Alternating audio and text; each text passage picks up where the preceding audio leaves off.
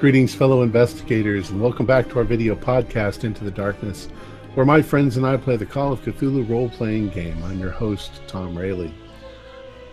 Our campaign is Beyond the Mountains of Madness, and this is episode 16. It was written by Janice Hill and Charles Ingen, along with others who are listed in the credits. Our GM for this campaign is Sean Little, and Mick Swan will be giving the recap.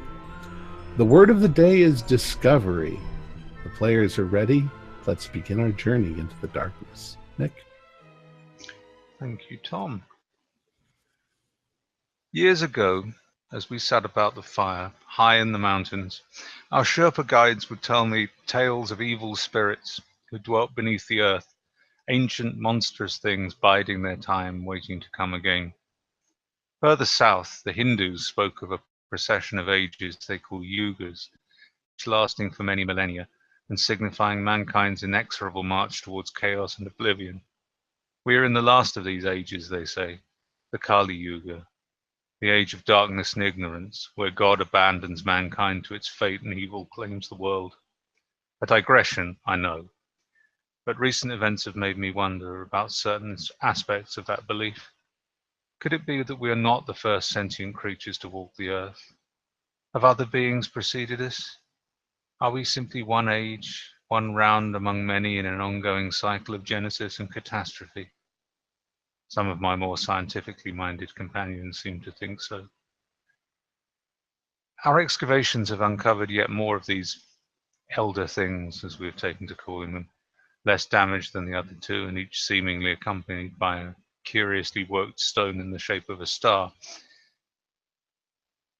Once that was finished, we were tasked with the grim prospect of exhuming the remains of the previous expedition from beneath the cairn.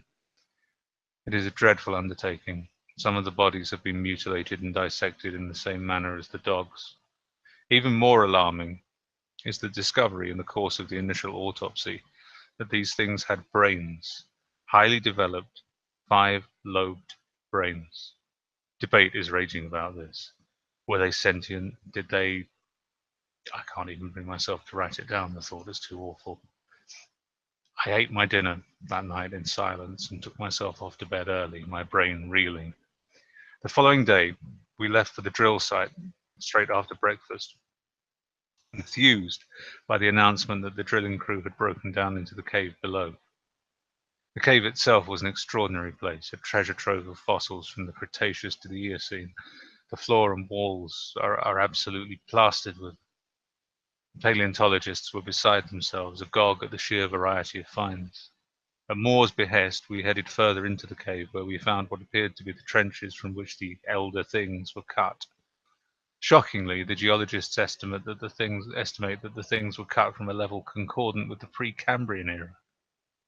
We were contemplating the layout of the cave network and attempting to formulate a plan of action for its exploration when Dr. Hawkes came upon another star-shaped rock embedded in the wall of the chamber.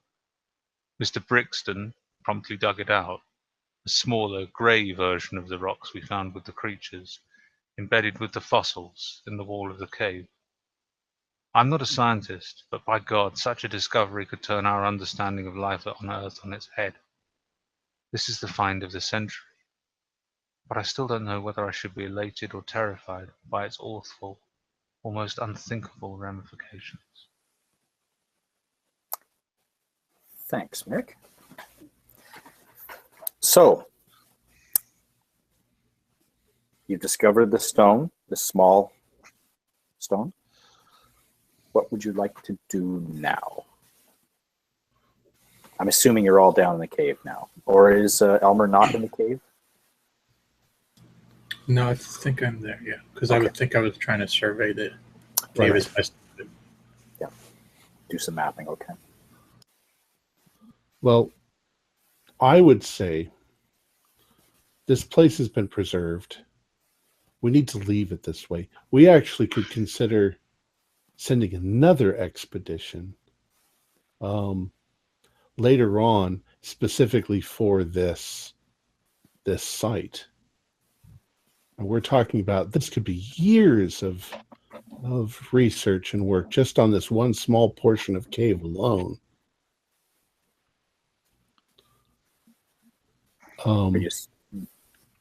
Are you saying this out loud, or? Yeah, it's a professional recommendation.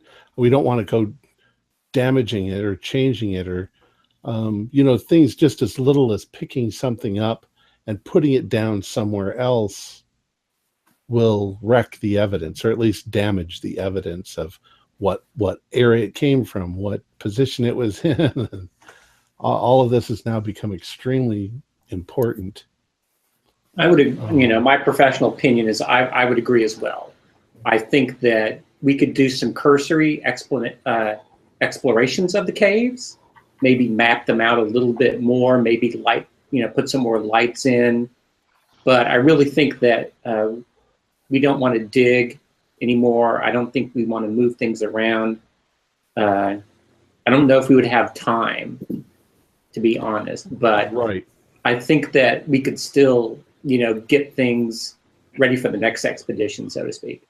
I think we're in that situation wherein we can't change the parameters of what our original mission was. Yes. As much as we would kill to do it, we'll just have to make sure we're on the next expedition. Right. Well, I'll head the next step. Yeah, exactly. Well, bottom line, get everything I have to. Bottom line is with the discoveries that we've made, we can guarantee there's going to be another expedition. So, yeah, I mean, multiple expeditions. Yeah, I mean, we might as well just leave this stuff for the next people to mess with, and let's get on with what we're here to find, whatever it is.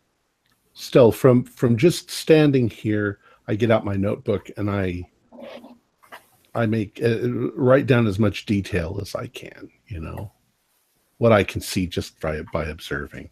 Get the photographer in here. There you go. Who has the stone now? The one that I picked out from the wall. I do. Okay. Yeah. I was going to say the less people walking around here, the better, I guess. No. Well, a couple of us can stay and just see if we get some sense of where this cave goes or how extensive it is. But obviously we don't want to get lost, and we don't want to really go exploring. We want to just come to a point where we go, holy crap, this goes on for miles and miles maybe, and we'll just come back. We don't have time. But well, I suppose what we can discover in an hour is sufficient. Okay. What is our initial? What are you saying we should be doing then? Are we abandoning this cave? Well, the original mission, at least as far as the drilling goes, was we were trying to find out if Antarctica was one or two continents by drilling through the ice and seeing if we hit water. Yeah, but that expedition is long over. We're now on the expedition of the Elder Ones, so because that's going to trump any scientific discoveries. What expedition of the Elder Ones? What I'm saying is we came here for one thing, but since we found the Elder One things that you guys are calling them, that's going to trump anything else that we're going to be here for. That's going to be what's going to put our names in the history books. Yeah, no, we can't change what the parameters of our expedition just because we've made a discovery. We can come back and look at the discovery later. We have to continue with what we're supposed to be doing. Well, we also answer the Starkweather and more. Right. If I might interject, I would very much like to find out where the air current circulating through these caves is coming through. Coming from, rather. Just from a professional standpoint, and I think for the good of the mission, if something untoward happened to the previous mission, and there were some sort of passage leading elsewhere in the cave, leading above ground again, that could be linked. What they found, what happened to them, could be linked to something they found further on. Right. I tried to kind of start down that road last, when we last talked. I was trying to figure out where the air currents were. Were they leading in a certain direction? Were they coming in? Were they coming out? You know, because I still think there's some cursory exploring to be done here. The I don't problem think it is needs to be a major dig. the problem is if this is an entire cave system, and there is access to the outside somewhere else, it could be 10 miles from here. You're Very in much basically so. a giant straw, and the air is just blowing through it. But the other end could be a long ways away. Yes, I would agree with you that any exploration we make, any sortie into the caves should be finite in aim. We shouldn't aim to be pushing all the way through. We could just, if we can get an idea, as you say, of the scale of the cave network. Perhaps an expedition of 1 hour forward into the cave. Yeah, that's what I was going to say. 1 hour in. And then 1 hour back. But That make seems sure that reasonable. we've got a way of making absolutely sure we can find our way back, like a rope. Breadcrumbs of some sort. Yeah. Because I hate to say, if you're going to go, you should bring some protection with you as well. God knows what you guys could run into down there. Ice. Well, I've got my Luger with me. well, we have arms, but it's very, very, very unlikely that you're going to encounter anything alive. Yeah, there's not really any predators on this What continent. would they eat? There's nothing down here to eat. Did you guys not see the footprints? Well, I mean, yeah, there's the footprints, but But were they fossilized footprints or fresh footprints? They were fresh footprints in the snow. Look, well, there's no indication that they came here. well, All there's right. footprints down here. I'm so sorry that my brain just can't seem to wrap itself around the idea that these Precambrian fossils came to life. However, we do have the footprints. You are correct. We should arm I'm not saying we you should have arm to- ourselves. There's no problem in arming oneself. Yes. I'm just saying, I pat my rifle on my shoulder. I'm saying, I'm Yeah. armed. I believe Nigel is armed. You don't have to be armed if you don't want to. But I'm always armed. As preposterous as the idea is, we've seen some very strange stuff in the last couple of days.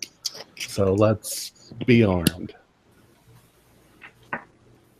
And be quiet, because we might hear something coming before it gets. And it's not just a matter of whether these things are alive or not. That's beside the point. Something did in the party before Well, us. So. Don't be surprised if you encounter humans that did this. Okay, fine.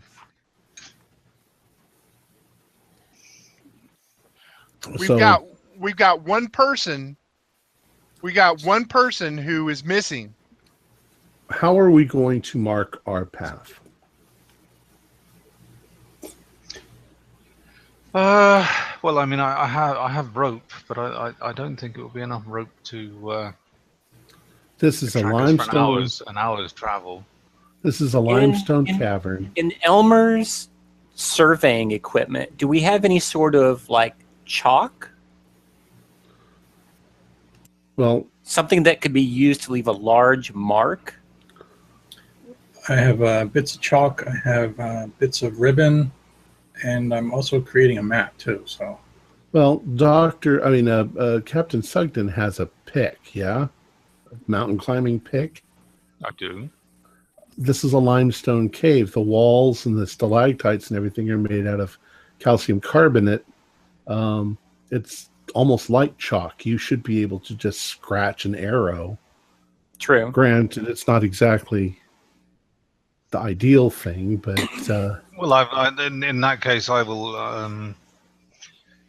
will defer to your expertise when it comes to placement. I wouldn't want to damage anything of value. well, how about in the floor? Make 3 parallel lines in the tradition of Arne Saknussemm from Journey to the Center of the Earth. Well, I think if we do arrows, I think they can be used by future expeditions. Okay. So, rules. Nobody wanders off. You could wander around a corner and never find your way back. Right. Everybody carries a gun. Everybody carries a light. And if we reach anything that's too dangerous to traverse, we don't traverse it. Keep your eyes on your feet. And, you know, Easy to trip. stay within keep within eyesight of all of us. Nobody should wander off too much. You know, Is we Mr. all Moore with us? Yes. He's wandering around. Yes. Well, he's a geologist, so he's probably freaking He's out, ecstatic. too. Yeah. he needs to be taken to his fainting couch. So who's all going? All of us right here, right now. Yeah, I'm in. Great. Nobody left behind to tell you. And no one was left to tell the tale. We can assume that we've got this huge crew. There's probably the other paleontologist here. Yeah, we're not. It's not just the six of us by ourselves. There's plenty of activity in the cave, and Yes. other people doing their jobs. Right. And so, Well, we'll let people know that we're going, and we'll There tell you them go. where we're going. In and when they time-honored should Antarctic fashion. when they should expect us back. We're just going for a walk. We may be sometime. Oh, jeez. That's my favorite story of Arctic exploring. We're just popping out for some ice cream. Mm. We may be sometime. All right. We're going on a penguin count. We'll be back in a minute. Okay.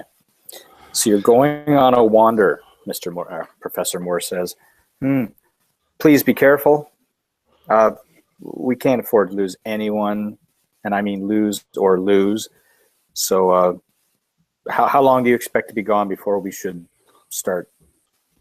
We will be back 2 in 2 hours. 2 hours. Yep. Okay. All right. And my guess is we won't get very far in an hour. All right.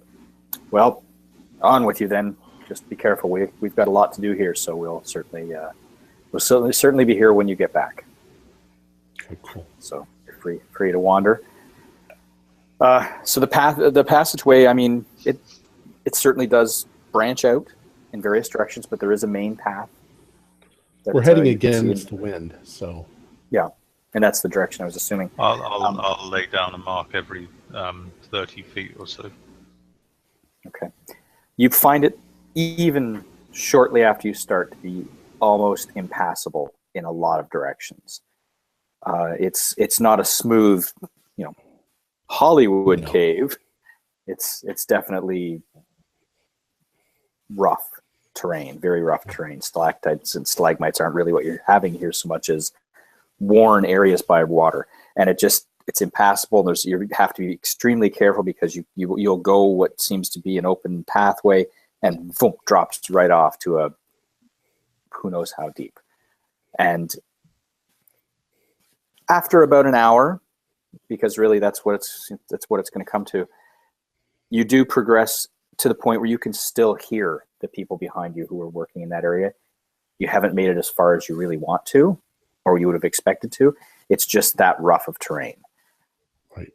But you do know, you can tell that given the right circumstances, you could keep going.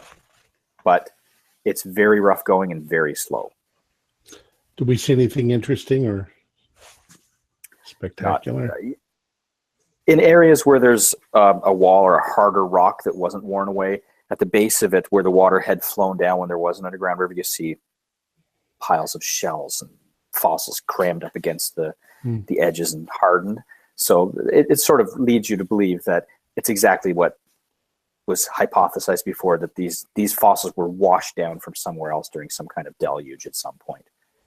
That's why there's so many different different layers, different ages of fossils in the same location. Okay. But so you definitely could proceed, but it would take you a lot of time. Well, gentlemen, it's been rather rough going. Let's head back. Okay. Unless somebody Agreed. wants to yell really loud and see what the echo sounds like. No, no.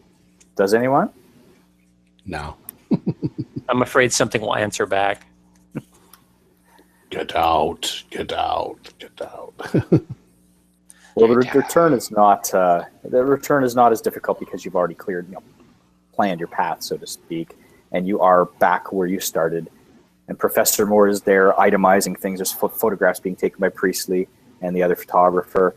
They're documenting things as they lay. They're a little bit of probing here and there. He just asks you how it went, and without you having to explain it, you explain very, very easily. You're very tired. He recommends you just go on up and get some food and some rest after your long trek. So, Sean, I'm looking at the map here, and we have Lakes Camp, and then we have the Miskatonic Mountains. Mm-hmm. Is the drill site, would I just kind of consider that where Lakes Camp is? It's just that close? Yes. It's like in between Lakes Camp, the width of that circle. It's that distance away towards the. Yes, that's the South Pole. So who knows what direction it is? To the right. Mm-hmm. Okay. So I'm just kind of thinking out loud while we're walking back. We've said that we think that there was an underground stream, an underground lake. Do we think that looking at the bones on the floor, do we think that maybe this underground river or lake might have started in the Miskatonic Mountains and is moving toward Lakes Camp? Does that make sense? The hypothesis here? That makes sense. Yes. Of course, we don't know what the how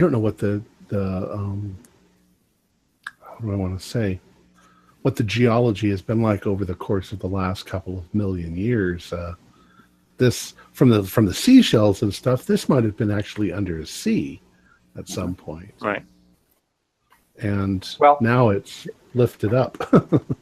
Well, one of the geologists, after you've given the information, one of the other scientists hypothesizes that there was probably an above-ground lake at some point, and something gave way, and the lake flushed down into this underground cavern system, and therefore all the layers of fossils in the bottom would have washed down with it. But something would have caused that, probably, earthquakes, maybe something like that. Hard to say. But yeah, on a continent we know very little about. Mm-hmm. And I don't know if at this time in history there's even the thought that Antarctica was at one time not covered in ice. So we know. You're correct. Yeah, I don't know if we knew about tectonics yet. Mm-hmm. Earthquake. That's just earthquakes. Probably what caused it. Okay, so your explorations are at an end. It is a couple of hours later. It is wearing on into the afternoon. There's a lot of explorations of the cavern system going on. So I'd say it's after lunchtime, but there's still food ready for you when you return to the camp. Yeah. You eat, you rest. Yep. Both of the above. Yeah. Where do we refresh my memory? Where did we stand on the dissection? That wasn't. Yes, we finished. Well, at least we've gained a great deal of insight into how these things probably functioned. Mm-hmm. We uncovered that it has a structure that, for all intents and purposes, probably functioned like a brain, a 5-lobed brain. Everything, their body seems to be bilaterally symmetrical. In other words, if you cut them this way, they're the same on both sides. Right. However, it's all based on 5. There's 5 ridges, 5 sides, 5 eye stalks. Now, is there anything else that we need to do as far as the camp is concerned? We've been kind of on a fact-finding mission as to what happened to the previous expedition. I'm just kind of trying to see where we go next. Does Moore or Starkweather, do they have an opinion? Or, because we're kind of taking those back to the ship, still on ice, so to speak. They will go back at some point. There's no, they don't want to proceed in any flights, any overflights of the mountains or anything like that until Mr. Starkweather gives the go-ahead, and he's not set to return for a day or two. Let's see. Well, there's still a lot of things happening in the camp. There's still a lot of general work preparing for that. Has any crew started uncovering the hangar? Yes. Yeah, good that you asked. There was an attempt, and what they found is the hangars themselves seem to be covered with a layer of ice that is impenetrable at present. They're chipping away at it, and short of using explosives, which they don't want to use, of course, they're trying to figure out a way that perhaps if they had more fuel, they could try to melt some of the ice. There's lots of discussions of what could happen to get into that, but at present they're in a bit of a bind how to get in there. All right, well, we'll let them keep working on that.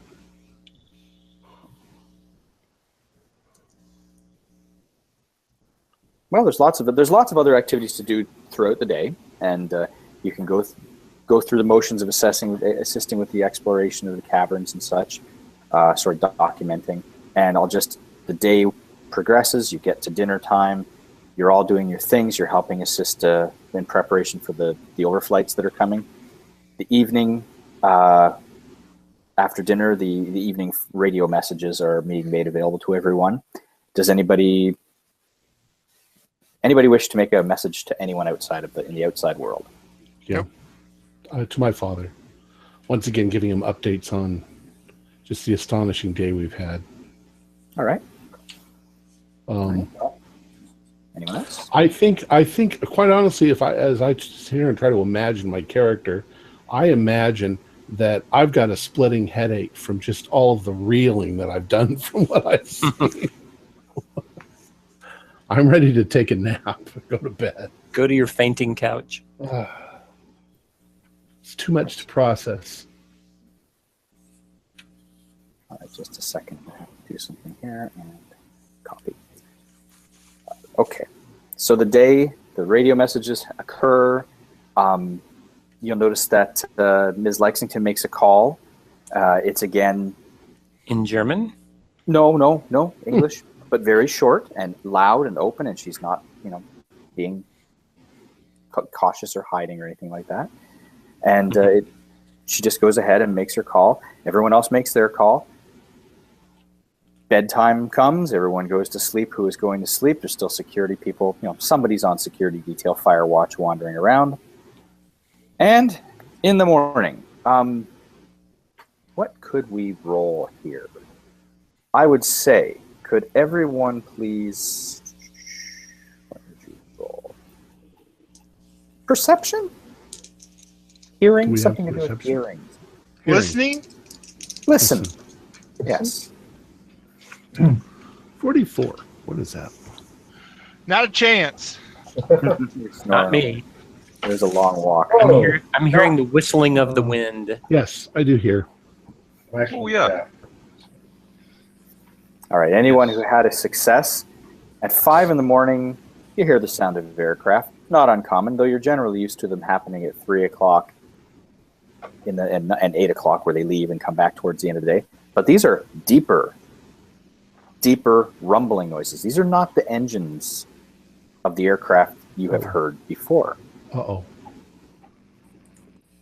So it says now before breakfast. The Germans are here.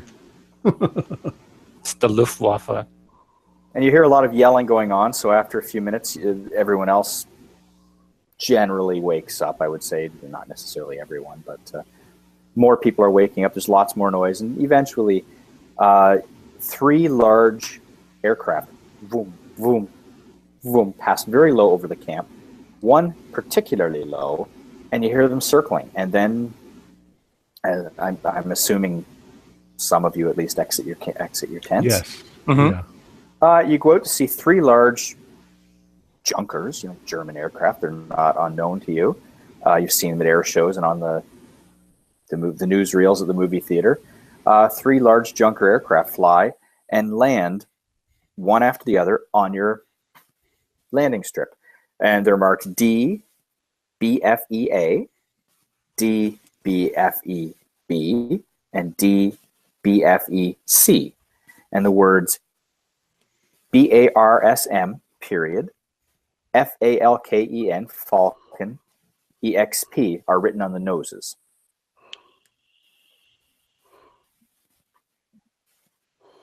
We've been invaded.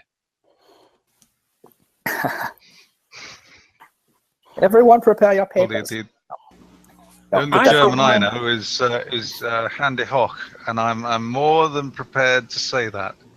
I, for one, welcome our German overlords. So there's snow blowing around, and they do the turn where they keep their engines going and blow snow everywhere. The heavy rumble stops eventually, and one of the pilots waves from an open cockpit window at everyone. So they look friendly. Explorers rush up to the planes as men in heavy flying leathers tumble out of the hatchways and start stretching and shaking it off because they've been in the aircraft for a long time. And on one of the aircraft, the middle one, the second one to have landed, you hear the sound of barking sled dogs. And as if they knew it was going to happen, Professor Moore and Miss Lexington press forward. They seem hastily dressed, and they're shaking hands with the people, and they're Germans, obviously. She seems more eager than he does. He's a little hesitant, has kind of pursed lips, kind of tight with his responses to them. And a small crowd's gathering around the aircraft. I guess we'll go find out what's going on. Yeah, I guess we'll go meet and greet here. Okay. 14 men descend from the aircraft. They're very warmly dressed in different, slightly different style clothing than yours, but warmly garbed. Identical dark hooded parkas. I mean, everything is very identical, very Germanic. They're warmly, sorry, there's a lot of talking back and forth between in English, bad German, some attempts at other languages just in case, voices going back and forth. And eventually a really thin, bearded older man identified as, someone says, that's Dr. Johann Meyer. He says, hello, everyone. Just a moment. And he climbs up a ladder and stands on an open like an aircraft door. So he's up above everyone around the crowd. And he says, I appreciate your kind welcome and hope that our expeditions will equally benefit from our shared scientific talents. I bring greetings from the leaders of my expedition and their salutations on your perseverance in the face of every difficulty. If there's anything which we can do to assist you, please approach myself or Dr. Professor Uhr and state your needs. Our labor, supplies, equipment at your disposal, within reasonable limits, of course. Again, thanks for your hospitality, our congratulations on your successes, and my hope for more to come. Does that name ring a bell with any of us? Whether it's, anthropology, archaeology, occult. Well, you would have read a famous doctor or something like that. It's Dr. Uhr, UHR, and that's Professor Professor Uhr, and Johann Meyer. You've seen their names in the newspapers. You're not exactly, well, you might be sure of you might know their expertise. Hold on. Make me look that. Sure, anyway. I'm going to nudge Dr. Lindenbrook here and say, is this the crew to replace us, or? I don't know. I think you should kill them all. Kill them now, before they steal our stuff. I see nothing. Oops, Colonel Hogan. Franz Uhr, Dr. Professor Uhr is an anthropologist. And Johann, no, that's the wrong Johann. There's a whole bunch of Johanns here. Johann and Huey. John, yeah, it's the most common name. Yeah. Johann Sebastian Bach. Dr. Meyer is... I'm looking up Dr. Meyer, but I don't. Professor is anthropologist, but he has some other background. And Johann Meyer is the head of the team. He's a doctor. His background looks like archaeology primarily. Okay, so we probably heard of him. What's an anthropologist doing in Antarctica? Archaeologist. Oh, the other fellow, yes, sorry, he's an anthropologist, yes. What is Moore doing? Wringing his hands, but being very friendly. So he apparently knew they were coming. Well, it seems like he found out at the last minute. That's what you're taking from the way he's acting, is that he was prepared for their arrival, but he didn't look he doesn't look unhappy, he just looks surprised. Did they bring schnapps? That they did. Good. All right, they're good guys. So there's questions and answers happening. So people are like standing around. Not Professor Moore, of course, but Charlene is there now. Charlene.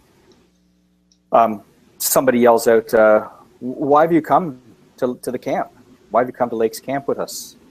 And they said, "We're at the limit of our range of our planes can travel away from our base, and decided to see the renowned discoveries of Professor Lake for ourselves. We would have been here sooner, but there's been some bad weather across the ice cap. And of course, we've heard broadcasts from America, the accident which happened 10 days ago, I believe. And perhaps some of our superior equipment could be of use to you if yours was damaged." Not to mention Lexington giving you reports, but Someone else pipes up and says, "Why didn't you tell us you were coming?" And Meyer shrugs and says, "We're here because we're invited by your gracious Fraulein Lexington. Did you not know? I'm not an expert in radio apparatus, but I'm told the Antarctic regions are like fickle with their ability to allow propagation of signals. We have heard your broadcast and found them very entertaining. Of course, our own equipment is of the highest German quality. Perhaps there's some flaw or damage in the receiving apparatus. Please speak with Herr Schimmel, our chief radio operator. Perhaps he can assist in determining how communications might be improved in the future." Not very humble, are they? They're so smug. He doesn't go superior German techno. He doesn't do that. You think you are so superior to us. It's so close to that. Someone asks, what's your expedition's goals? Because, of course, your own group's goals are different than Lexington's goals. He says, "Our expedition was sent to conduct surveys of the Atlantic side of the continent and to trace the course of the mighty mountain range discovered by the Miskatonic expedition a few years back. We seek to evaluate the natural wealth of the continent and to determine whether it's profitable to be exploited." And then annex it. we're here for $1 million. This is where we will build our UFO base. And then make sure there are only white people here. Neuschwabenland. Listen, the mountains are over there. Go ahead. We don't care. We've already named them the Miskatonic Mountains, so you can have at them. You can say that in German, Miskatonic. Just go to the Atlantic side. That's where we'd like you to be. Someone throws out, "Who organized your expedition? Who are the backers?" Why are you asking all these questions? Are we being interrogated? Oh, they're happy. There's lots of other questions being asked, but these are the important ones that seem to come out. They say Dr. Klaus Falken and Herr Josef Barmeyer have organized our enterprise with the assistance of the German government and various companies, German Airship Transportation Company, the Junkers Aircraft and Motorworks Company. That's it. Dr. Lindenbrook is highly suspicious of sharing any information with these people we don't know. Yeah. Yes, now that they've mentioned the involvement of the German government, I've resolved to keep stum and not say a word to them. Well, anyone who's traveled the world such as yourself knows that both companies, like most other major companies in Germany right now, at this time have come under the government control. It's not a huge secret that the German government's taking over companies, or at least management of them, so that they can get the profits, so to speak, for their own purposes, whatever those could be in 1933 to 6. Yeah, I'm with Captain Sugden and Dr. Lidenbrook. I think I'll be polite and professional, but I'm not really going to be falling over myself to, welcome our German overlords. And I'm just going to, go about my business, whatever that is. Mysticism. Well, I think, though, that we should turn around and interrogate them. Who's leading your? Well, we're probably getting all that already. They are getting quizzed a lot, so it's not. Okay. People are asking a lot of questions of them. Do you know anything about sabotage? Do you ask What them is that? what is Have what have is you? their expedition? What is the purpose of their expedition? Other than, I mean, if they're mapping the other side of the mountains, why are they here? Well, we were invited by Ms. Lexington. For what purpose?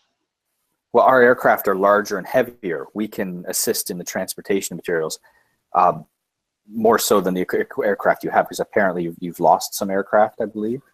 So Or you have volunteered to use up your finite fuel resources for what purpose? Science. We're interested in the same things you are. Our primary purpose is the mapping of the Atlantic coast, and we'd like to look into the mountains to see what the potential is for potential mining in future, perhaps, or natural materials that could be of interest to everyone. I'm sorry, Sean. Who is this who's talking to us? Johann Meyer. And he is the head He of is the. he's the leader of the group that's with you right now. You're not entirely sure. And he's an archaeologist. Yes. Who is the archaeologist? Oh, could you, Gregory Coppard, Yes. make? You're an archaeologist, are you? Yes. Could you make an archaeology roll?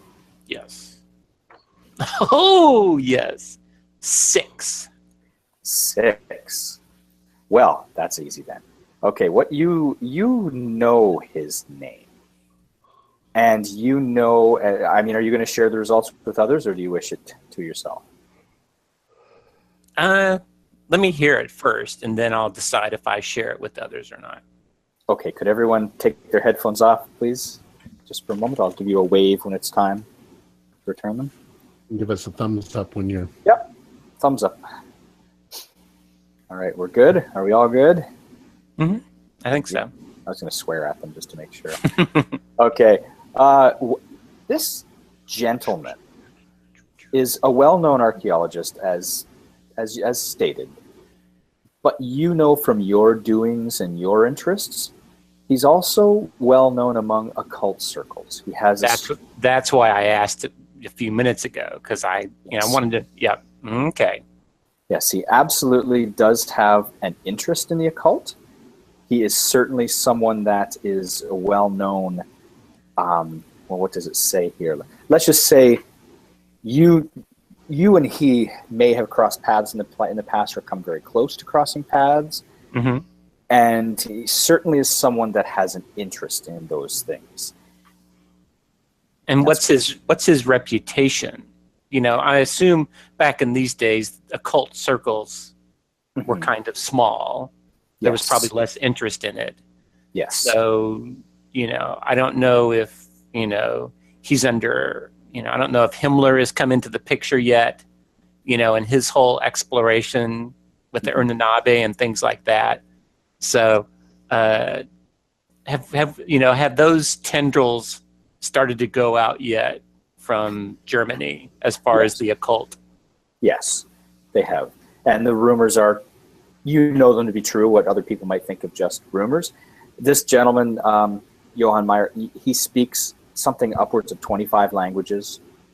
You know that. He's well known for being extremely fluent in all sort of esoteric languages, or at least very ethnic languages, not the usual. His archaeological studies of mainly European and Middle Eastern things. And you also know that he, there's a rumor floating around that he was a junior officer during the Great War of the German Empire. Okay. So that's what you know of him. So I wave them back. Yeah.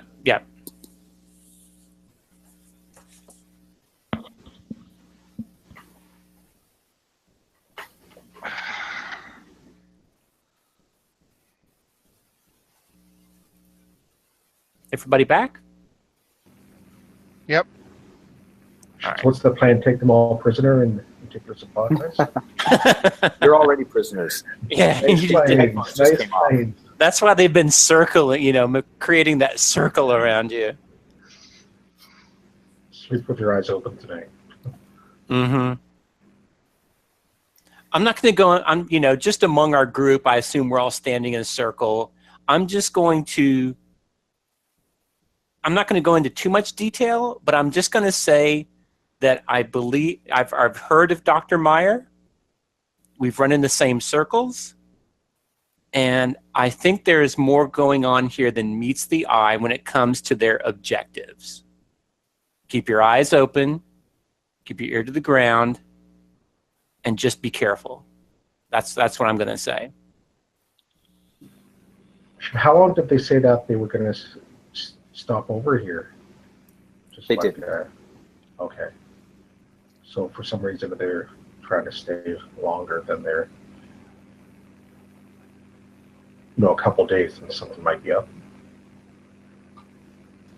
So basically, if I understand it right, they're joining our expedition, right? Well, they're not joining you any more than the Lexington expedition has joined you. The Lexington expedition merged with you into a point because you both are missing equipment, you're both having some issues, and you can help one another. And apparently on paper, you both have differing goals. In this case, these guys have differing goals as well, and they've been invited by her because perhaps. It's almost like we're joining of necessity, not due to a common goal. Mm-hmm. Because of the environment, because of the conditions that we're under, there's safety in numbers, but everybody's going to have their own agenda. Trust me.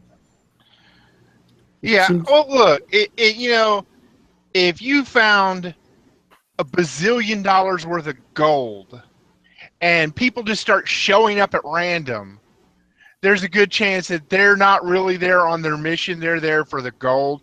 And we just hit the jackpot. I mean, we found something that's not supposed to exist that will change history. And I'm not even a scientist, but it's going to change history the way we know it for all time.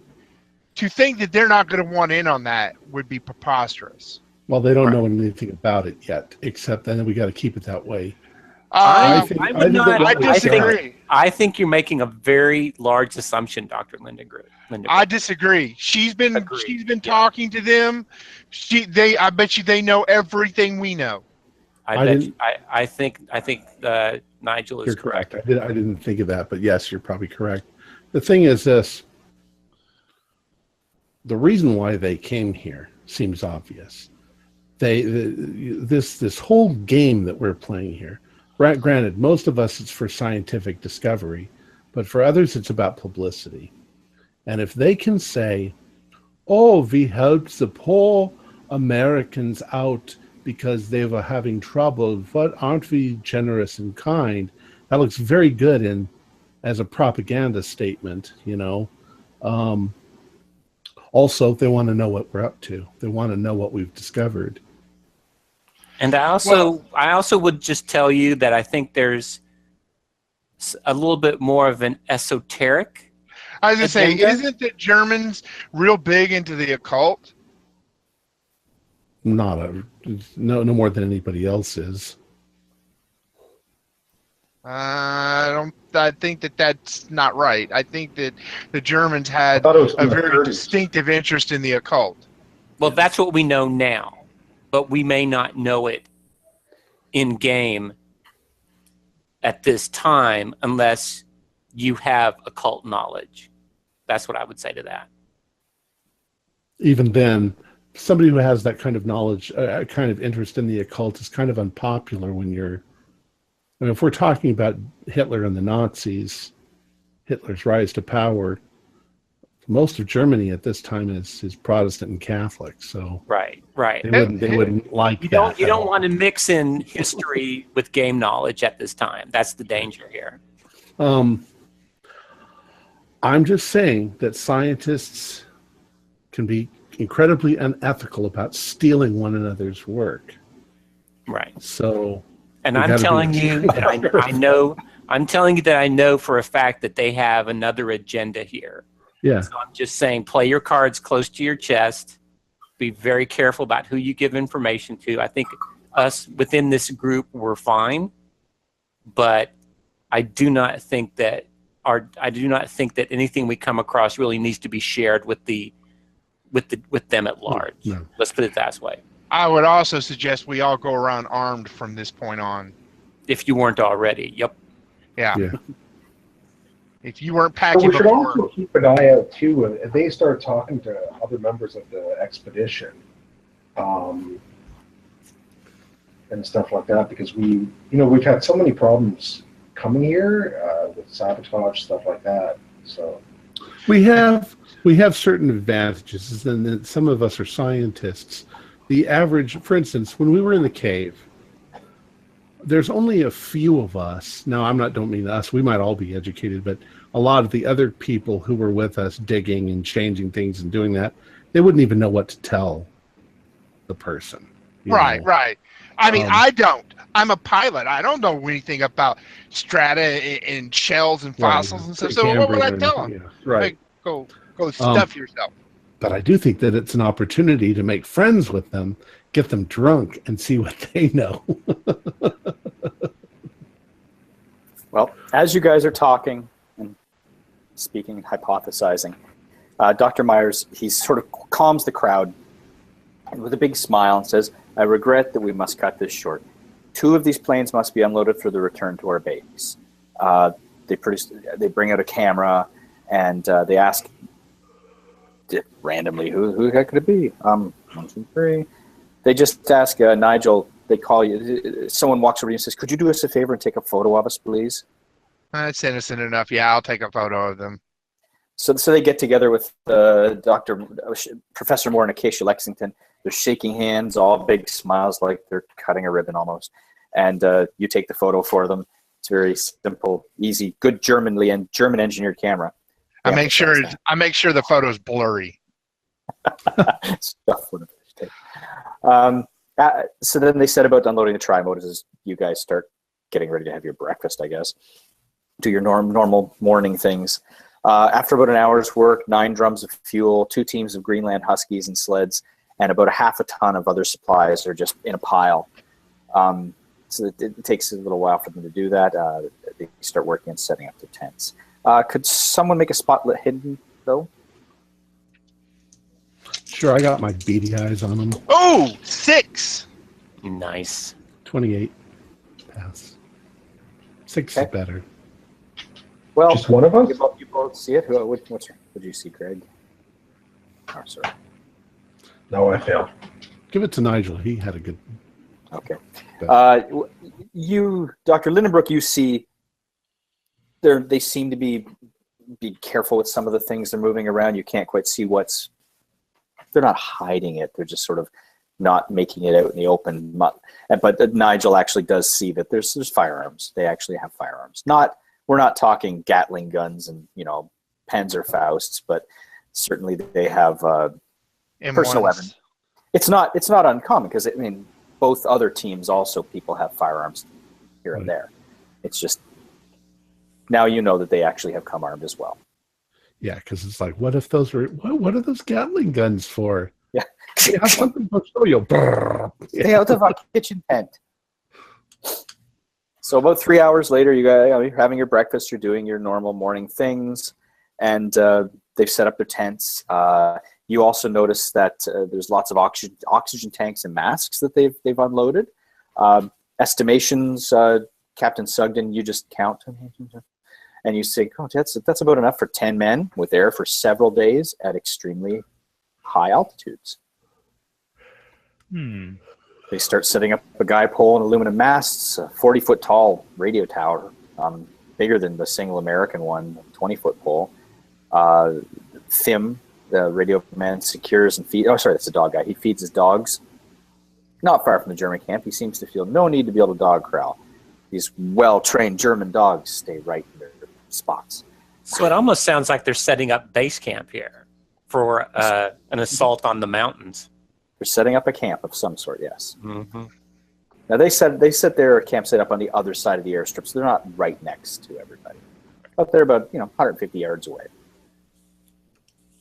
When you say airstrips, you're talking about like P1 and P2, the hangar and the. No. I mean the strips that you guys have, where your aircraft land, the area that you. Oh, okay. Our actual down aircraft. Shovels or Was whatever. the landing strip that we had big enough for those three big planes? Yeah. Okay. I didn't think we built that huge of one. They're not gigantic. These aren't like Junker Ju-88 bombers. These are like just larger than your aircraft, but not crazy large. Dr. Meyer, Professor Ur, they don't get involved in the camp building. They meet in one of the large tents at 6 a.m. with Acacia Lexington for an hour. Professor Moore is not listening in at the tent, but he's kind of outside, sort of making small talk with people here and there. And eventually he says, they wish to speak to us. Does anyone, a few of you want to come in with me? Sure. I'll go in. Okay. Well, it's open to any of you. Sure, I'll go on too. Sure.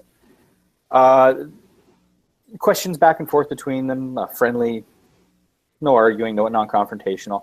They just ask what you've discovered so far, and what's left to uncover, what hasn't been looked at, how they can help.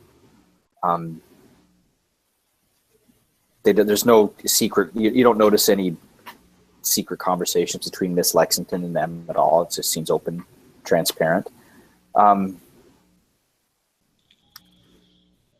Moore doesn't ask any questions about their conversations that were had over the radio before. But they do say after the back and forth that they're very tired. So we'd really like to know like how can we help? They're sort of directing it at you guys since you've been brought in by Professor Moore.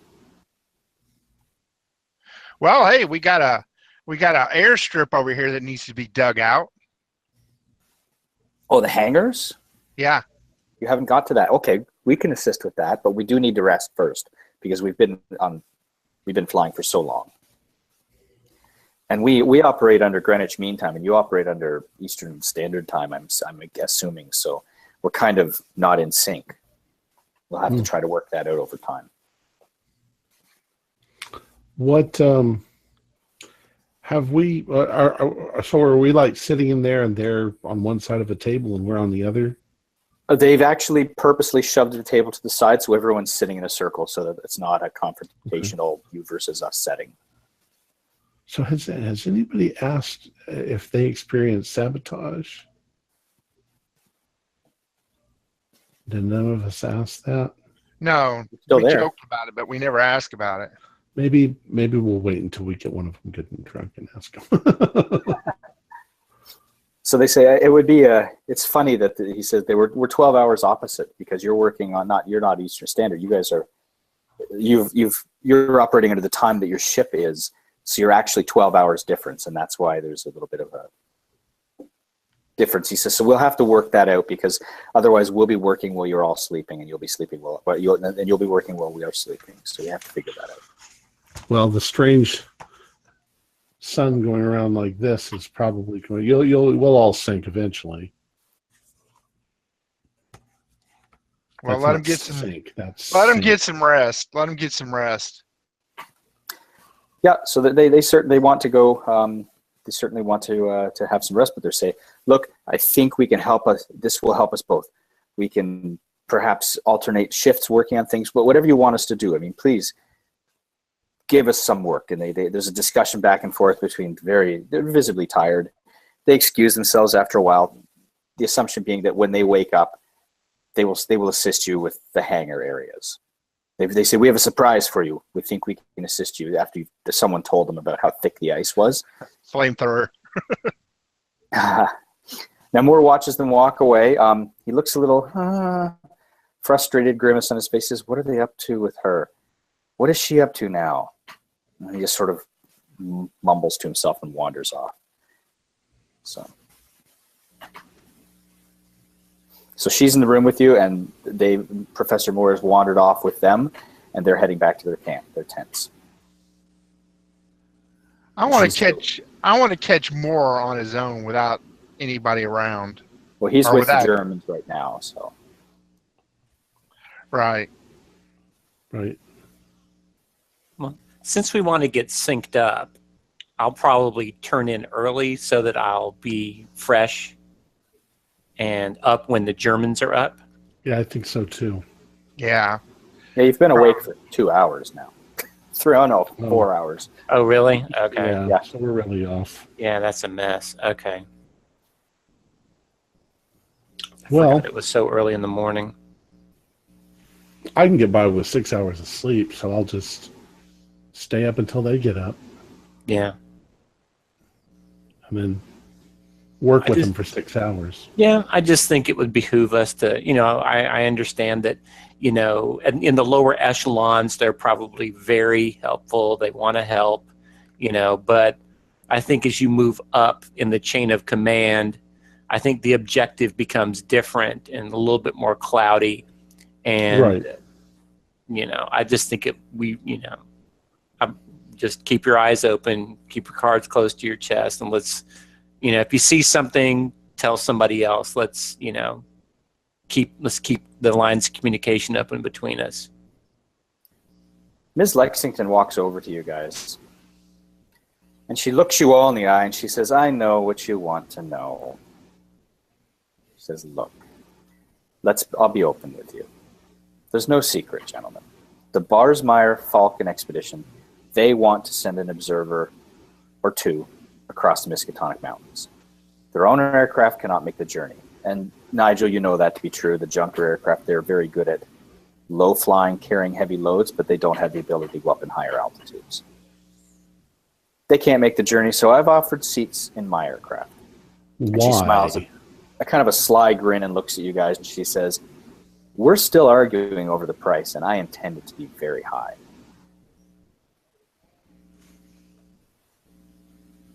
And she smiles. So it's the price that you're after. Oh, of course. If they want to go fly over and see what we're seeing, they're going to pay a steep price for that.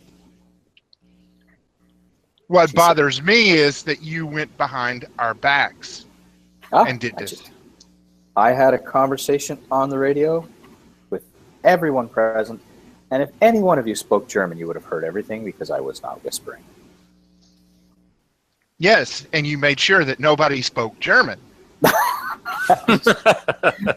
She didn't. She just says, I didn't know what It's a conspiracy. Because I don't know what you know. They speak in English. You could have spoken English. You chose German because we don't speak German. Just that. And if Professor Moore had asked me what I spoke to, I would have just told him. Maybe not right away. And she laughs and says, look, it's all on the up and up, fellas. I think it'll work out well for all of us. And she says, I'm going to go get some sleep as well because I was up early waiting for them, and I think I would like to be awake when they wake up and not getting ready for sleep myself. So she's going to wander off. But Tom, I have to step out for a moment if that's okay. Yeah. Like, if you guys want to talk amongst yourselves, I'll be back. I still say we should pop her. I think Mr. Starkweather already is doing that. I say, steady on. This whole expedition gets more and more, pardon the pun, fishy every 5 minutes. It's like, why? Why are we? It's like somebody you walk into an archaeological dig, you make the discovery of the century, and then you say, hey, you rivals, come on over here and take a look at what I found. It's like, come on. They're just going to go home and say, hey, we found it. And might leave us here to boot. Well, the thing is that in academic circles, it's a he said, she said thing. It's like we have to be able to prove that we are the discoverers and not them. And it's all just word of mouth half the time. It's our word against theirs. That's why I intend on sending all this information directly back to the Miskatonic. While they're all asleep, maybe we should go to all these mounds and dig up the little starfish stones and keep those to ourselves. I don't like that idea at all. You're still disturbing archaeological digs. Okay, my question to you is this. If we go over there and we dig them up, we have them. If they go over there, are they going to follow your rules? Yes, it's our camp. Lakes Okay. Camp belongs to the United States, as far as I'm concerned. They don't have any business going over there. Thus says the heavily armed troops that just came in. We're just as heavily armed. If they try something like that, we'll stop them. You wouldn't say they're heavily armed, by the way. You notice they have rifles and a few pistols here and there. No, not much different than what you have, your group. By what you said, you could dig those things all up, keep them here, and what's to stop them from slaughtering us all and taking them away? I mean, you're not securing anything. Yeah, I don't see any need for any overtly aggressive maneuvers or grave robbing or anything else like that. I think, if they invite us along, I don't know if all 10 of those masks and the air supplies, that Captain Sugden saw, I don't know if all of them are for the Germans or if some of our team will be going or anything, but if the opportunity presents itself, I think we should join in. Well, from what we know, at least from the Lake Dyer, the expedition before, that somewhere up there is a super plateau, but we don't know anything about what's there. We don't have any information on that. That's when the disaster struck everyone. Right, and nobody actually ascended. We knew the plateau was there due to flyovers, correct? We saw assumed, it in the distance. yeah.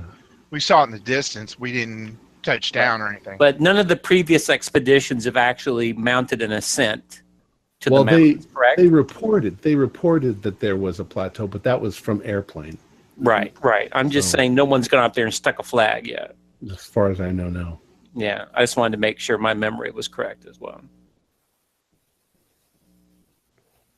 I also seem to recall that we're talking that the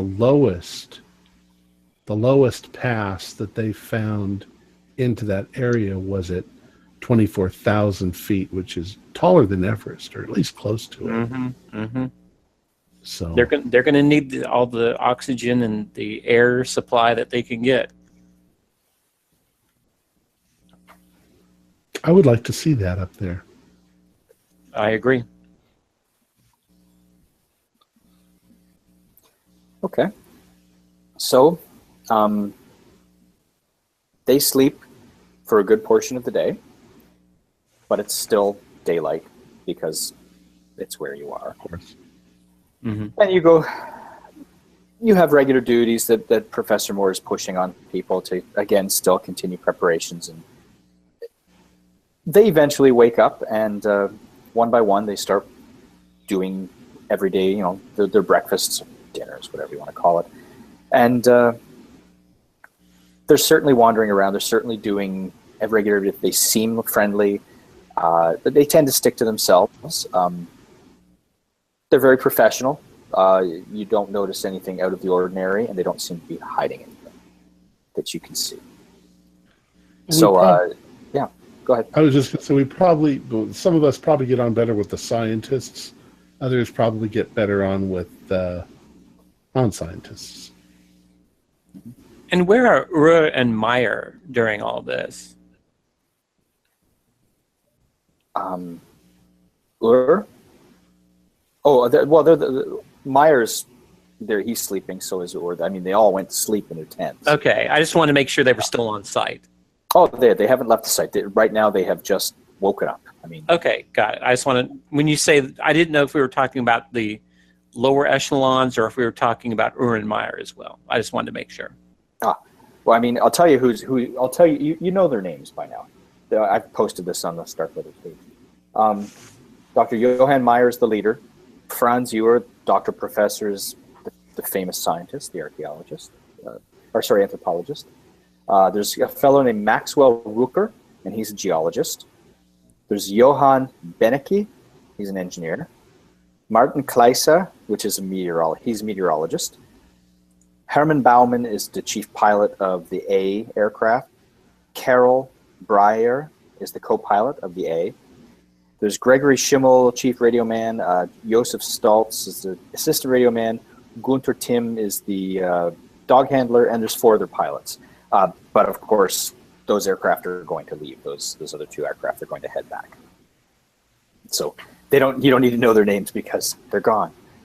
But Professor Moore, at noon, just one thing before the fellows wake up, the Germans wake up, Professor Moore is making a transmission. And you can hear him talking, and he's, I will assume that at least a few of you are nearby. You may choose to call the others over, or you can share the information. Professor Moore is contacting Starkweather. He's given him the details on the arrival of the other group, the latest round of findings at the cave. Doesn't mention anything you note about the dissection of the elder things, and certainly he doesn't mention anything about the bloody remains that have been found throughout the old camp. You can hear Starkweather coming back over the radio, and he says, "Good Lord, Moore, as soon as my back is turned, you invite strangers to dinner. I must say that I don't like the idea of letting these Johnny-come-latelys share the spoils. I've had my fun, and I'll be seeing you soon. I'll whip things into shape together. We'll whip things into shape together. Look, I should be at the bottom of this little hill tomorrow night. Send a plane for me when I call again. Starkweather out." And Lexington steps into her tent for her turn at the microwave, and Moore stops her with a gentle hand and says to her again, "Please, again, we're not talking about anything about the murders, right? We're going to choose murders?" We're still silent, she says. "For now, just keep James Starkweather out of my hair." So she gets on the radio, make her noontime. It's very, very quiet and brief, but it doesn't see. You can listen if you want to. It's just she's just updating her people. She doesn't mention the murders or anything like that, or the massacre. As far as you can tell, it's just a regular updating message. And then Lexington's people are really throwing themselves into getting stuff ready as well. So it's like everybody who's awake is working. Can I have a crack at the radio? Absolutely. Okay. I'm simply going to inform my father times, dates, when the Germans arrived, what we have discovered, the chronological order of things, so that if it ever gets out, there's a record of who did what and when we did it. So that just seems that's the scientific aspect of it's far more important to me at this point. Yep. Who gets credit? Anyone else wish to make a radio call to anyone? No? Okay. Nope, no one to call. Nobody loves you. Nobody loves me. I don't care. I'm going to eat pemmican. You've got a stash under your... We have fresh sausage now. Pemmican sausage. So after a while, they wake up around your dinner time. That's when they're beginning their day. Tim, the dog handler, he's looking for Fiskars and Sorensen to talk shop and talk about the dogs. Breyer tunes, messes with his plane. Cleaning the windshield, brushing off snow, testing gasoline drums for impurities. Like they've got little checklists that they follow with about everything. We're going to get complaints from some German people with our stereotypes here. Bauman wanders through the American camp, making conversation, offering to help with small tasks. I mean, just anything anyone wants. It just seems very friendly. The other aircraft are restarted, and they go winging off around 7:30 at night. They return they're to return in about 15 hours. That's the plan. The German planes. You said something about them leaving. Did they all leave, or just no? Two of them are leaving. They're going to come back in 15 hours carrying supplies. So that leaves there's one still there. Yep. Yeah. Okay. Nigel, can you make a pilot roll or a navigate roll? Which one do you want? You pick whichever's better for you. I made it. Okay. You, using your vast knowledge of navigation and airspeed and direction that they're flying in, and the speed that they left, you're guessing they probably have a supply dump about 100 miles away from the pole. You know that it's probably a cache of some sort, and that's probably where they're going first, because for them to fly as far as they need to fly, they will need to refuel part way. Okay. That's it. It's just, you know, that there's a cache somewhere in a known direction towards the pole where they would have they'll probably have to land and refuel. All righty. Okay. So they're wandering around. I mean, the radio man and the meteorologist are spreading out, photographing and charting the sites you've already looked at. Meyer, Ur, Rooker, and Beneke have asked to see what's been discovered to date, and more naturally turns group over to some of you guys. So show them everything. We can't hide anything there. They're here. Really? Yep. It's open. This is a scientific expedition. We do not own this land. So we're obligated to share with other countries what we find. Yeah, but we can share it with them later. All right. I guess I'm going to take the geologist, whatever his name was. I'll go up and talk to Herr Dr. Meyer. All right. See if he recognizes me. See if we've run in the same circles. And I'll speak to him in Mandarin. Mandarin? Now you're going to make me look up to see if he actually speaks. Wait, the Chinese are involved in this game? What's going on? They're coming next. Let me look back. Now you're making me look up. I made a mistake of telling you spoke all these languages. You did. Now I need to verify which of these languages he speaks. All right. Mandarin. You're going to speak Mandarin to him? He says, "I'm sorry. I'm not. I don't speak Mandarin. That Chinese. I don't speak Chinese. No, sorry." But he does answer you in Catalan. Do you speak Catalan? No, I don't. We could do this all day. No. Do you speak Hindi? I almost chose Hindi as one of the languages, yes. But I figured he'd... Parlez-vous français? And I almost took Tibetan as well. I almost took Tibetan as well as Mandarin. He does not speak Tibetan, so... I've got Tibetan. Really? That's awesome. Yeah. Well, eventually you get to the... He does recognize you from perhaps a conference you attended within recent years, or perhaps a paper you had written or he had written that you had commented on. He does recognize you. You know of each other. Yeah. That's it, really. That's all. Just explain. Just exchange pleasantries. Mm-hmm. You know, let him know that I'm there. Yep. And, you know, it's just, you know, two lions passing in the wild. Yep. All right. I mean, while you're talking and chatting, I mean, it's he does sort of, you know, in conversation, one thing comes out. He just lets you know that, you know, one thing very interesting, we have these aircraft. We've actually have 4 of these Junkers, and we never thought they would need to get up and over the mountains, because it wasn't one of the original plans of our trip to be here. But I mean, this visit was not originally part of our plan, but it's suddenly proposed by Josef Barmeyer in mid-November, 2 weeks after we arrived. So we're very happy to have made contact with you. This is great. Cool. And he seems genuine. Oh yeah. You know, there's no bad vibes or anything like that. Just, I'm here. How you doing?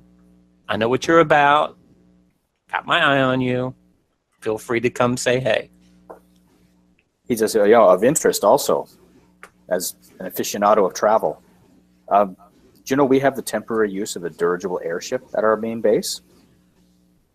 Really? Do you intend on using that to survey the mountains or perhaps aerial photography? We're currently using it for the Antarctic lowlands.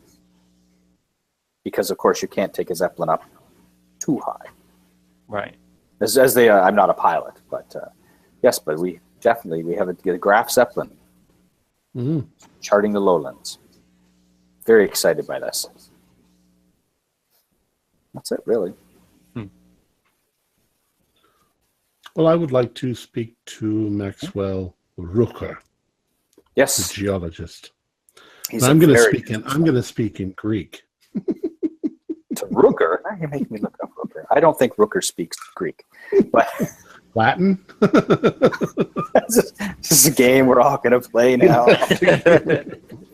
Come on, GM. Come on, GM. Rooker. Yes. Rooker, he is definitely, he's a geologist. He's in his 30s. He very businesslike. I don't want to say very German. Very businesslike. Right. Well, very serious. Yeah. Herr Rooker. Yes. We sort of we walk over to the edge of the camp, looking up at the Miskatonics, and I say, what do you think about these strange projections? They're almost cuboid projections off the edges of the mountains. Very strange. I don't recognize this. This is crystal. Could it be crystalline of some sort? That big? Possibly, if it was formed and the surface eroded. I don't know. It doesn't make a lot of sense to me. You usually don't get right angles on erosion.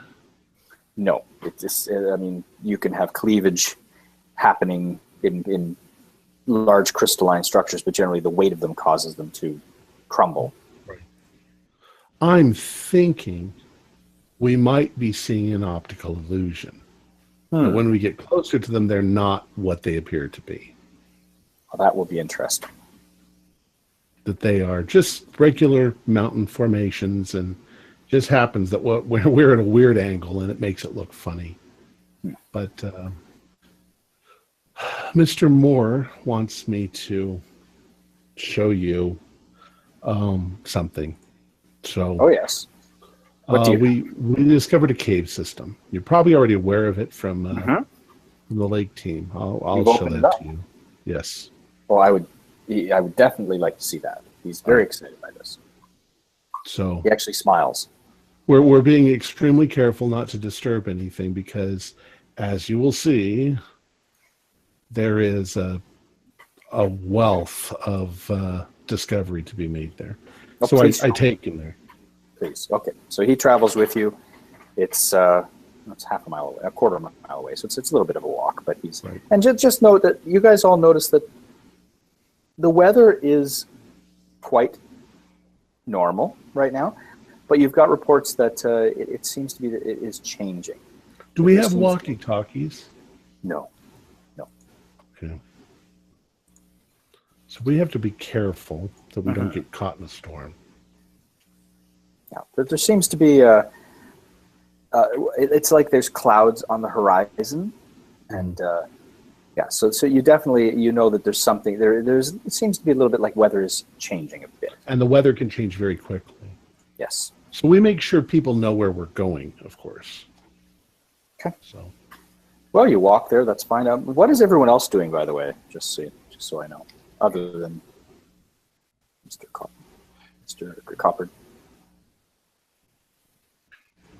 Well, I'm operating under the assumption that as a mountaineer, they're going to invite me along. Mm-hmm. It would seem rather rude if they didn't. So I'm going to be. Yeah, we have to share our stuff with them. They should share with us. I'm going to check my my inferior British ropes. Weak British ropes made with weak hemp. You know what? I'm going to take along with Dr. Lemonbrook. So I think 2 doctors. Okay. Together we'll be okay. So. Yeah, because we run into any of their professionals. I'm extremely reticent to show them anything about the specimens. Oh no, we shouldn't tell them anything. No, I don't trust them at all. I think the closer we get to things, I don't trust them at all. I'm warming up to them, but I'm still, that's off. That's a topic we're not going to talk about.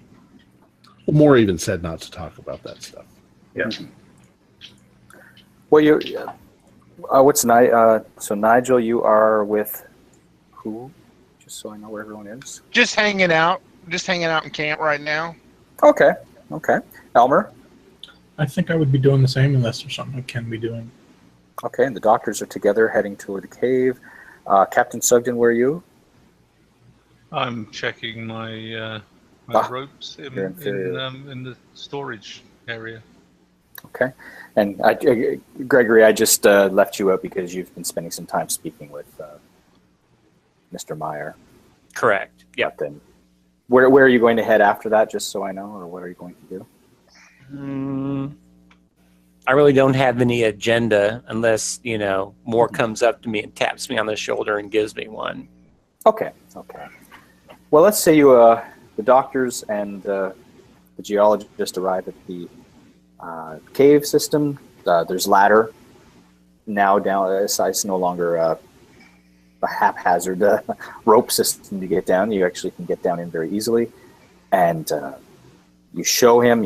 He's very excited by even just the spilled contents of the fossil collection that's on the ground. He's very excited by the plethora of different eras that are present.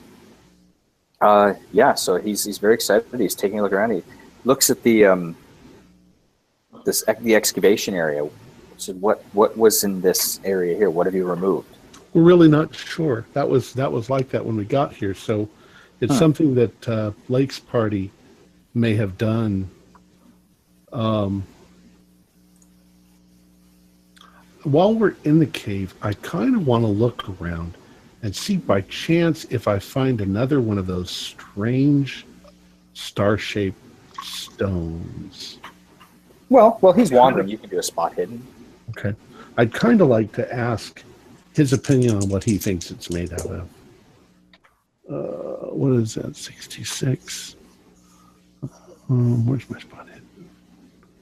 No, that's a pass by about 9 points. You don't find another star-shaped stone or anything like that.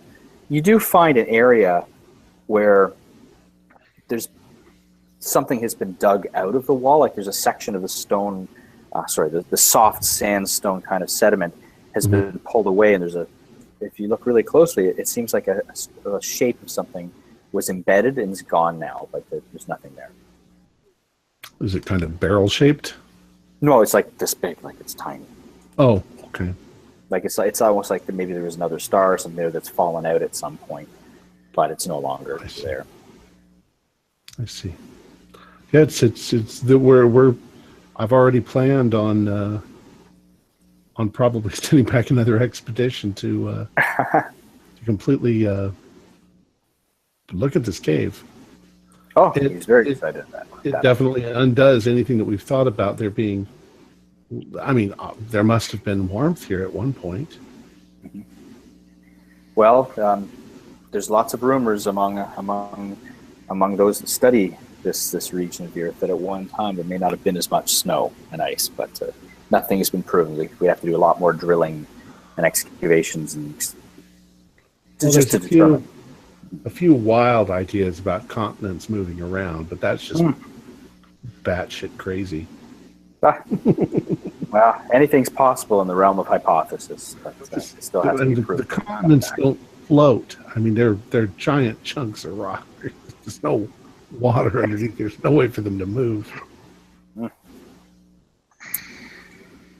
Well, so you show him around. He's quite excited. He's quite interested in everything you're showing him. He's making lots of notes. He's verifying that there's lots of photographs being taken, that samples are being collected appropriately, that diagrams are being drawn. He wants to make sure everyone's going through the processes they would go through if they had discovered this themselves. And obviously, you're verifying that kind of information. he said, just in casual conversation with him, you do actually get this little bit of information.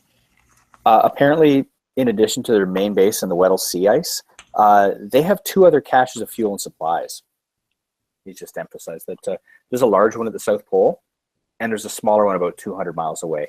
It was dropped end of November when they first tried to find Lakes Camp. He says, we tried to find this camp. We were unable to. So we did actually do a flyover, but we weren't able to find it. You're very lucky that you found it. Well, and I exchanged, our credentials, and I mean, we could be friends. Yeah. Well, he hasn't given you any reason to not be Right. friends right now. Okay, now let's flash, while you're talking, let's flash over to Elmer and Nigel. You guys are just wandering around, doing everyday work things, keeping your eyes out. And you do notice that this one, that there's some people just wandering. There's some friendly German type wandering around, like not Rooker Bauman, the pilot. I mean, there's chatty fellows. He says, "Hey, we have something to show you.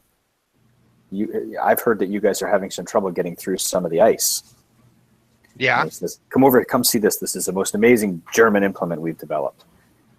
And he says, "We call these the Barsmeyer Falcon ice knives." And they pull out this simple thing, like it's a box. It looks simple, and you look at it, you think right away, I could have invented that and made my million. It's a 10-inch loop of heavy copper tubing. They show they have long cord to this generator. Turn it on, and over time, this cord heats up red hot, 10 inches long, and there's a pump that removes the liquid that's melted, so there's like a little channel, so that as you're cutting, you can cut. He says, shows you on the ground. He cuts through the ice of the ground.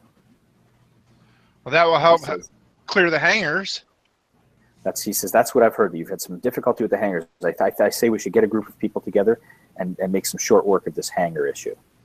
All right, let's do it. That's pretty awesome.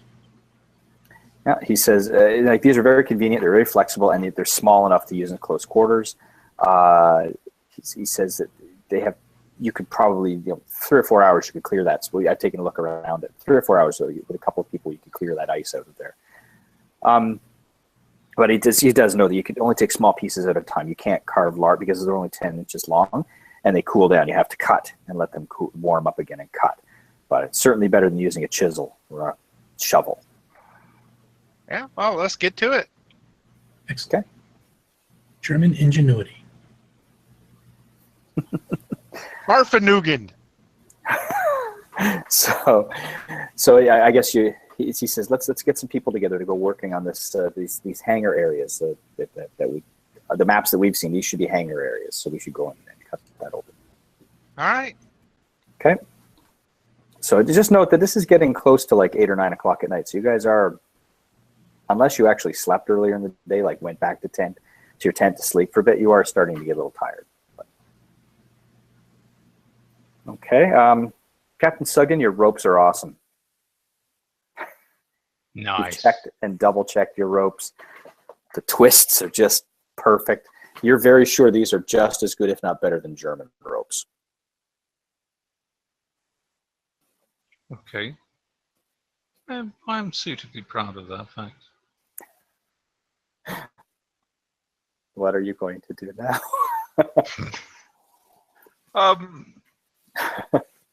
Well, it's getting on a bit, isn't it? I mean, it's Yes. I've got nothing else to do, so I'll probably turn in for the night, I would imagine. Okay. The Germans are being very respectful of everyone's wishes to sleep. Let's just say they're not being very loud, and their dogs are very obedient and quiet.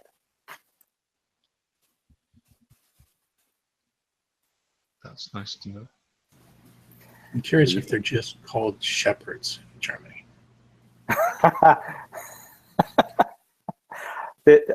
I know what they're called. Now I don't remember. Huskies. Well, they wouldn't be German shepherds, They'd be Huskies. right? Oh, that's right. They're Greenland Huskies. Alsatian is what you call a German Shepherd. Malamute.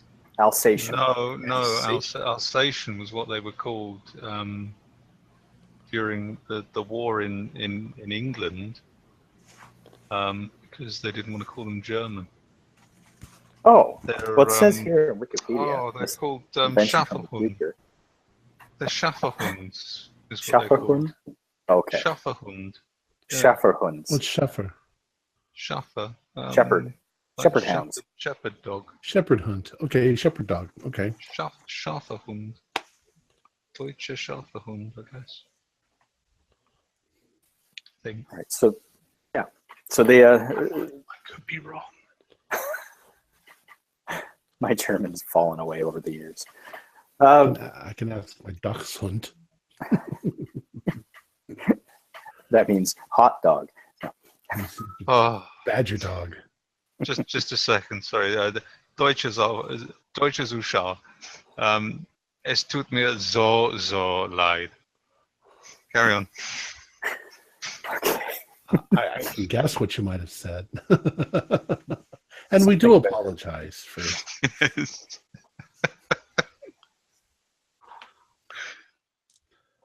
It's just a game. That's a game. So you're whipping around Nigel and Elmer. They've said, let's get a team together. We'll head down and start working on this hangar. But Mick is tired. He's gone off to his tent. You two also. I mean, unless you did sleep earlier in the day, it is getting on. But you're certainly excited at the prospect, so you're not going to miss out on seeing these things in action. Just for the listeners, Nigel and Elmer were having a private conversation about sabotaging the German planes. Yeah. Should it need to come up, that's all.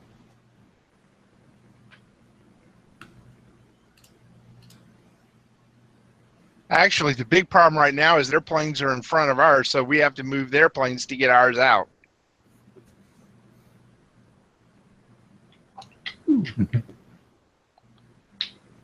Was he saying that their planes are not able to climb to the altitude, or was he saying? Yeah, they can't. Correct. They can't get up. They can't get up that as high as ours can. Okay, that's what I thought.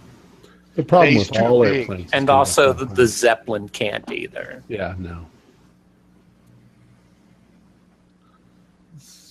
That is Sean.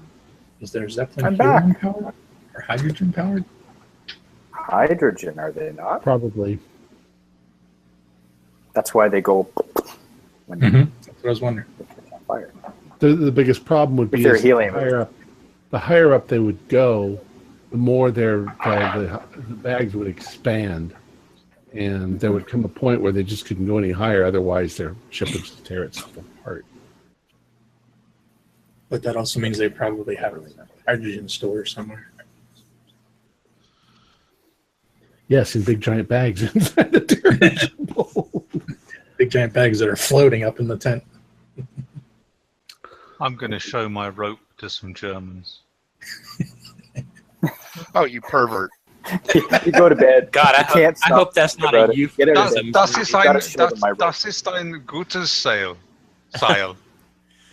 And they'd be like, but yours twists to the left and ours twists to the right. I'm not sure. I may have just said that is a good ropes. Well, let's continue. To all our Yeah. viewers, if you know what the heck Mick just said, please leave it in the comments below.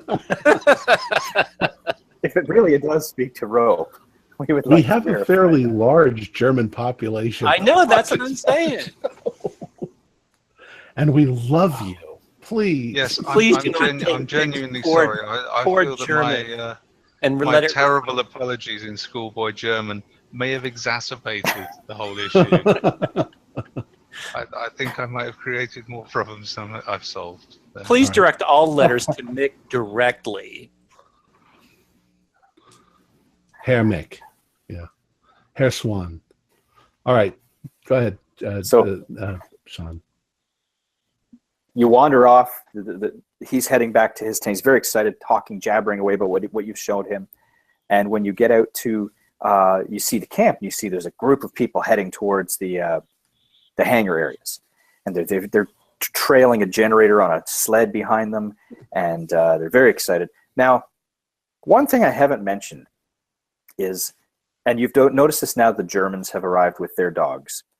Every time dogs go anywhere near the lake camp, if they approach a tent or a former tent or a building, former area where the elder things, as we call them, were located, the dogs freak out. They're not happy. They don't like the The smell. dogs cannot be contained. Yep. They don't like the smell, and the tent where the dissection and the storage is occurring, they won't even go near that. You have to bring them in a wide berth around, or they're uncontrollable, or almost uncontrollable. And the Germans are like, "What's going on? Why are the dogs like this?" At first, and until the dog handler has a little talk with them, and they essentially eyes grow very wide, but they learn how to deal with it. Yeah, tents full of dissected dogs. They were all dead when they died. I mean, they were all alive when they died. Chemicals. Yeah. Well, we probably Fishy smell. we probably spread the concept that there may have been some sort of a disease or contagion, and that's why we're not doing anything in that area right now. Yeah. So go ahead. Sorry. I was just saying, yeah, we would have to let them know that there's a possibility of contagion, because that's still an underlying theory that we have, that it could have been from a contagion, that whatever happened from some kind of a contagion. And that's not faulty. Just because we found these things doesn't mean that they didn't cause the contagion. Right. So we'll just leave it at that. So, Sean, okay. we were looking. A crowd of people gathered around. There's a generator. You see these fellows have these round sword-like objects, 10 inches long, and they flick on the generator's on. They flick on the power, and there's a little tube underneath it. As you approach, you just see they've already explained it to everyone else. And Elmer and Nigel are like, they're ice knives. Watch what they do. And they turn it on, and they just stick it into the ice, and they cut a chunk out of this. It actually cuts through the ice. They say this will make this work much easier. That's phenomenal. That's jolly clever, isn't it? Yeah. Professor Moore is like very excited. He says, "Please, this would be amazing." He says, "What's the estimate time for this to clear this area? These former hangars, you say they are?" And the Germans, they do how many we've got, how many people. They say, if you could give us 2 people, we can have these cleared out by morning. Your morning, not ours. And Professor Moore says, that's amazing, that's wonderful. So he says, who has had enough sleep that they're willing to stay awake for another 6 hours? I'm willing to do it. All right. Sure. I'll help. Well, they can find someone else too, I'm sure. And Elmer, you want to? Sure, I'll help. Okay.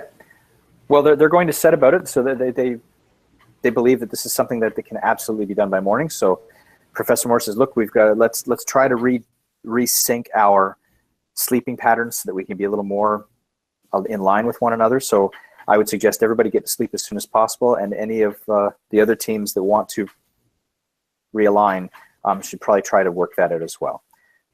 So he suggests everyone goes to bed, and the work is continuing. So what's everyone going to do? Go to bed. Who do we have an engineer on our team?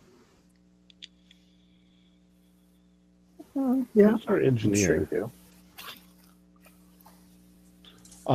I sent you the team list. Yeah, I do have the team list here. Hold on. I do too. I just have to find it. Oh, it's right in front of me. It's in front of me too, but it's like, page 300 and something. Engineer. Here we go. Engineers. Let's say Lawrence Longfellow. And he's arrived. He has already arrived. So he was one of the people that arrived today on the 3:00 air flight. We were friends back. We played poker together on the ship. As you know. Hey, yes. Lawrence. He says, what about redesign? Yes. See that thing that you got there? That knife? I'm watching that. Yes. Couldn't you redesign that so that this was heating up while this was cutting, and then when this cools down, cut with this one, and this one heats up? so that you could continually cut instead of having to wait for it to heat back up. Huh, that's an interesting thought. I'll go work on that before I go to bed. I've got my slide rule. All right. I'm going to do that. Okay, so we'll skip ahead a bit. The work is progressing, and in the morning, I'd say Nigel, you and Elmer, you guys last till 2 in the morning before you're pretty darn tired. So you probably skip off and go to sleep as well for a few hours, I would assume. So it's not like there's certainly members of your team, present during the work occurring. So it's not like the Germans are working on their own all the time. There's absolutely a desire to work together. Okay. So morning comes, morning arrives, and there's a lot of excitement. You can hear a lot of noise, and there's breakfast. You can smell the food cooking, so I would assume you're all going in for breakfast? Yep, sure. Okay. Professor Moore enters the mess tent. Nigel and Elmer, I would assume you guys, even though you've only slept for like 4 hours, you probably just wander down too because you can smell the food. Professor Moore enters the tent, and he looks tired and not with it. Like he's probably stayed up the whole time. He says to the few members of the team, other than you guys, the other persons from the team, said, "What?" He gets a report from him.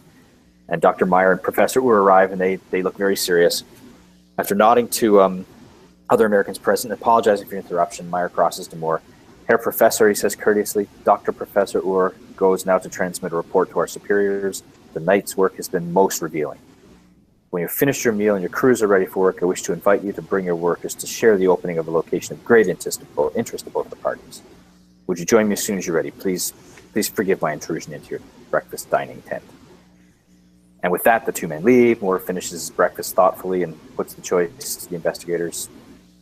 "I'm going to go. Location of great interest, eh? Wonder what he knows, what he's found that we haven't found. Who's in?" Everybody's in. Everybody's in, of course. So you eat your breakfast. You wander down. The Germans are all just sort of patiently waiting for you. You meet Dr. Meyer at the edge of the old Miskatonic camp. He leads you to the aircraft shelter, one of them. Section of the ice in the southern edges, there's these red-tipped bamboo, like they've got bamboo with red paint on it to indicate an area of interest. The ice within the markers has been removed, exposing a stretch of stiff and battered heavy canvas sagging into the interior. So they've done what you did before with shovels, but there's a much larger area. It's deeper as well. One of the German generators and the ice knives nearby, he says, "If I'm correct, gentlemen..." Oh, wait, I'm not supposed to do an accent. "If I'm correct, gentlemen," Meyer says, "the unbroken canvas means that the chamber beneath is still undamaged by snow. Its contents should prove enlightening. Do you think? Do you not think?"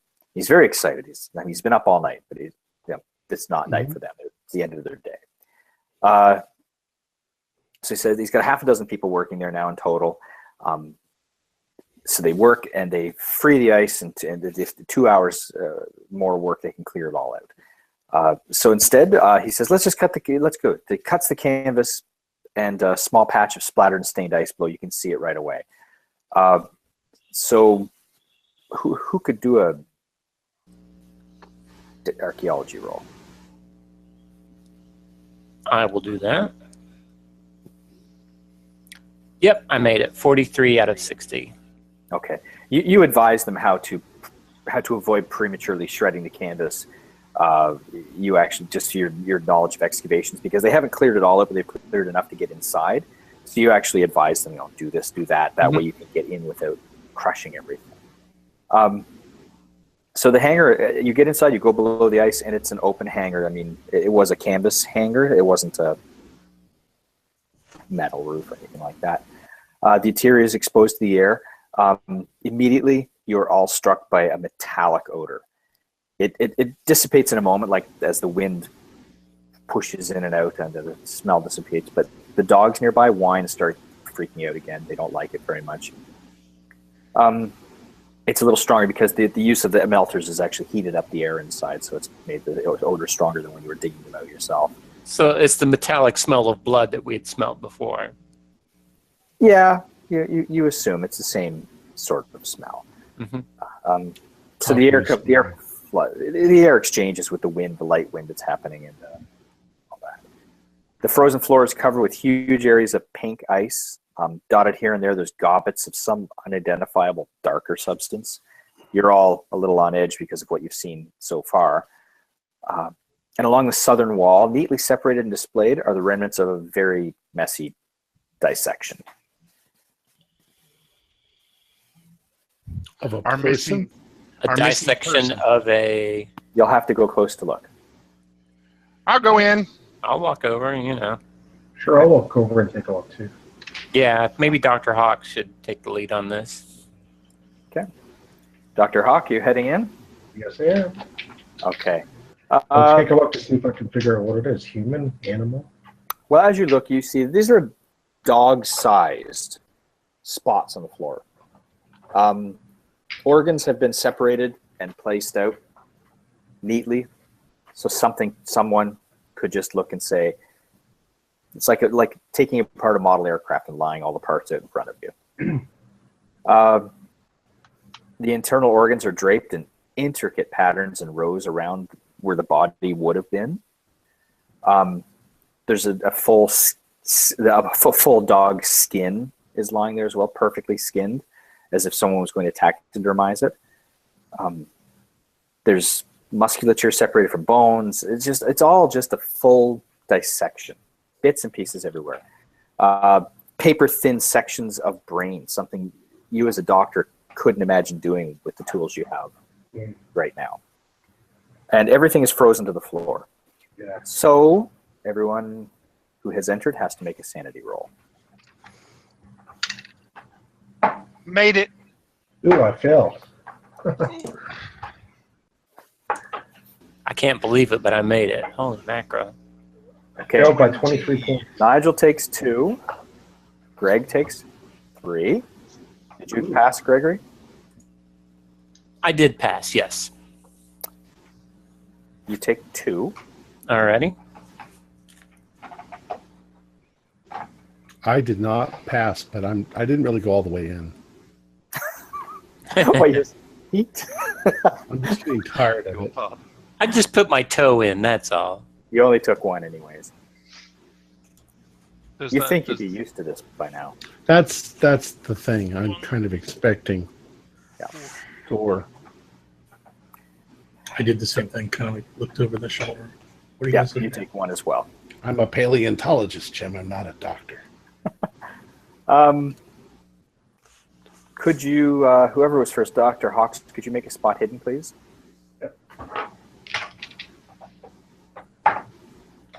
Shit. I failed that by 35 points. Oh, that's a lot. I know. Well, Gregory, could you make a roll since you're in there as well? Yeah, sure. Just a spot hidden? Spot hidden. Yeah. No, I am still dealing with my sanity loss, I'm You're just afraid. aghast at what you've seen. Yeah. Essentially, you do notice that there's some rings on the floor, and there's circles there. This isn't the spot hidden thing. About 3-inch wide circles here and there throughout the floor, differently colored ice. And you look closely and you see that they go like half an inch below the surface of the ice. So it's like everyone, like these little circles, 9 of them. And you can't really figure out what they were, what purpose they would serve.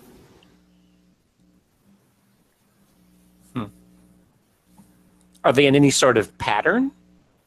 Not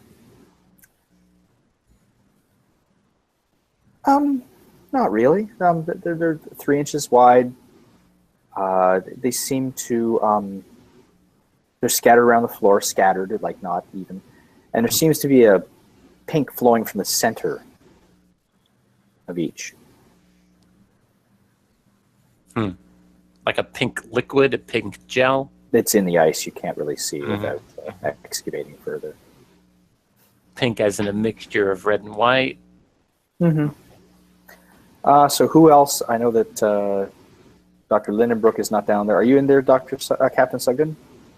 No, I'm also at the doorway with Elmer and Dr. Lindenbrook. I went in with Dr. Hawks. Okay. Well, Captain Sugden, you are the obvious person for this. Could you do a spot hidden? I can indeed.